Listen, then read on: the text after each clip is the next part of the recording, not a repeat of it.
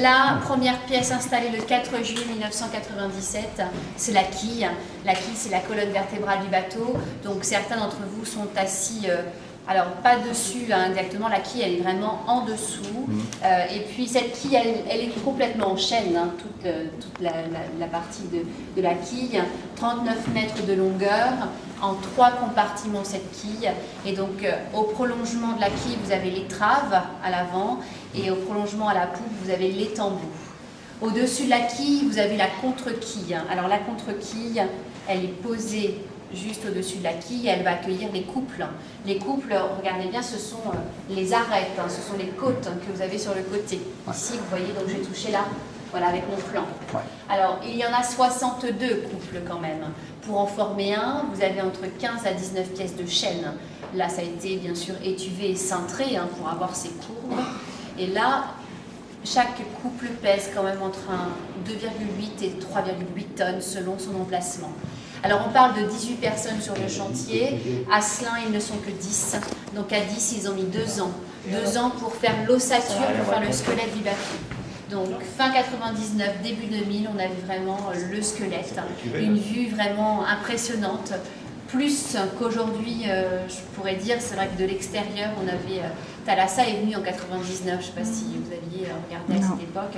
Et là, on avait vraiment une vue impressionnante du bateau, qui est en 2009 beaucoup plus intéressante dans la cale où on est actuellement que de l'extérieur où le bateau est fermé. Hein. Voilà, donc fin 99, ensuite il s'est attaqué au vaigrage. Le vaigrage, c'est ce que je touche actuellement avec mon pied gauche. C'est la partie interne du bateau. Alors remarquez, vous avez des parties ouvertes hein, encore. Alors, pour aérer tout simplement, pour avoir toujours une aération constante dans cette cale. D'ailleurs, une partie va rester ouverte, hein, même ensuite, même pour la traversée. Mais ce qui n'est pas fini aujourd'hui, c'est les bordées, c'est cette peau externe au bateau. Vous verrez quand vous serez de l'autre côté où se trouvent les visiteurs, la peau externe, les bordées de chlore sont posées à claire-voie, donc 1 sur 2 simplement. Alors encore une fois, c'est voulu bien sûr, si c'était complètement fermé, le bois va se rétracter et l'étanchéité ne serait pas possible. Donc il faut vraiment attendre le dernier moment. Enfin, on y arrive hein, au dernier moment, ça y est, on est en 2009.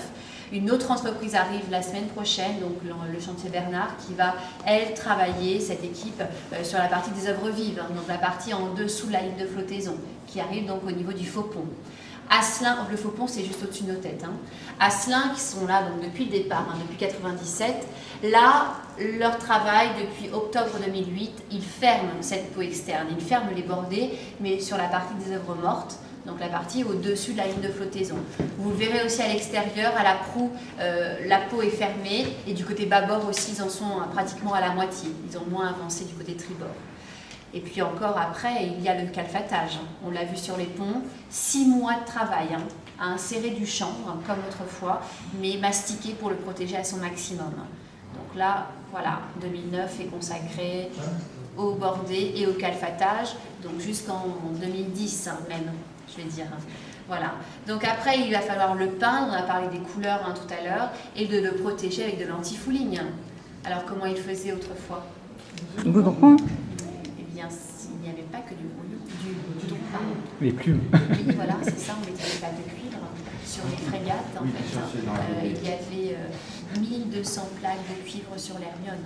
Ça le protégeait d'un petit ver qu'on appelle le taré, qui attaquait le chêne, mais aussi ça lui permettait de glisser davantage dans l'eau. Il gagnait de la vitesse. Il était beaucoup plus rapide avec ces plaques de cuivre aussi.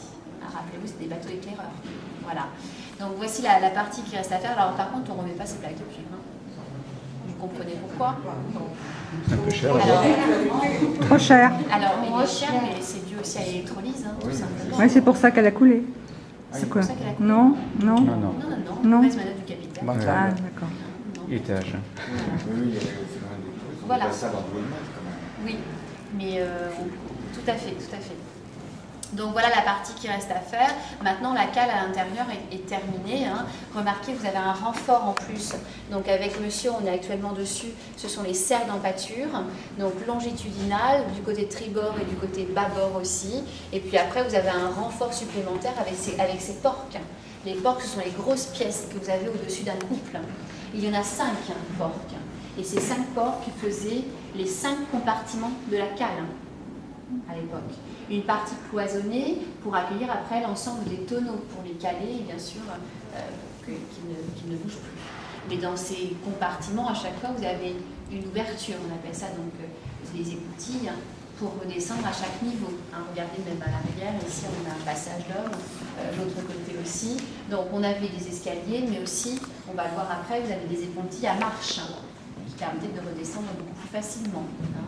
Alors, pour maintenir après les différents niveaux, vous avez les baux. Les baux, ce sont les poutres transversales qui vont maintenir la largeur des couples, rappelez-vous les côtes, et en même temps qui vont accueillir les lattes. Les lattes, ce sont simplement le plancher en blanc, que vous avez au-dessus de vos têtes. Pour maintenir ces niveaux aussi, remarquez ces très belles pièces, vous avez les courbes de baux. Les courbes de baux, ce sont les équerres que vous avez ici sur le côté. Une courbe demande quand même une semaine de travail pour 2 charpentiers. Là, vous avez à peu près 250 kg de chaîne avec 25 kg de ferrure ici.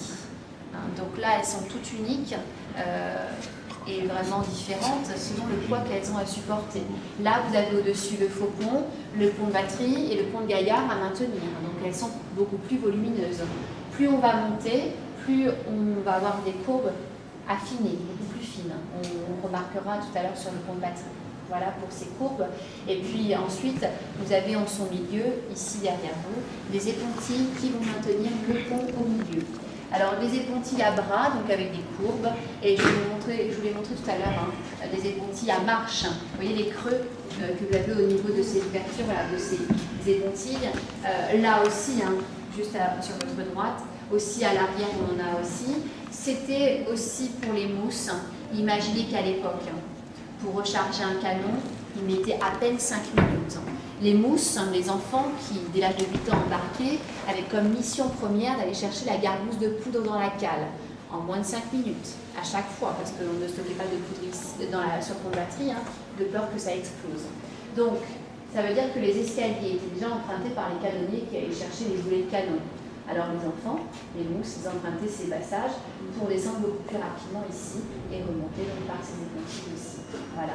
Alors, mais remarquez quand même qu'il y a un espace quand même assez important. Nous, on s'en est servi plusieurs fois pour les alarmes qui sont en place sur le chantier. Et on les a testés quand même. En étant adulte, vous avez quand même un écart assez important entre ces creux. Donc imaginez pour les enfants à 8 ans, quand même à l'époque. On a respecté la dimension de ces écarts. Voilà. Alors, même les marins empruntaient ces épontilles, bien sûr. Après, on a des épontilles toutes simples qui sont autour de l'emplacement du mât. On va y aller, on va retourner voir, non, tourner. Oh, excusez-moi. C'est dur, à la fin de la journée, de parler. On va aller voir, donc, bien sûr, l'emplacement du grand mât ensuite. Mais juste pour terminer sur ces épontilles qui maintiennent les ponts au milieu, on a une 4e épontille, on le verra sur le pont de batterie. Elles sont en rouge parce que vous avez fait attention autour du grand cabestan. Quand on installait les barres, il fallait pouvoir tourner autour de cette pièce. Et donc il fallait vraiment un espace assez important. Et ces épontilles, elles sont vraiment accolées en fait autour du grand cabestan. Donc lors de la manœuvre, on remontait les épontilles pour manipuler donc, le grand cabestan.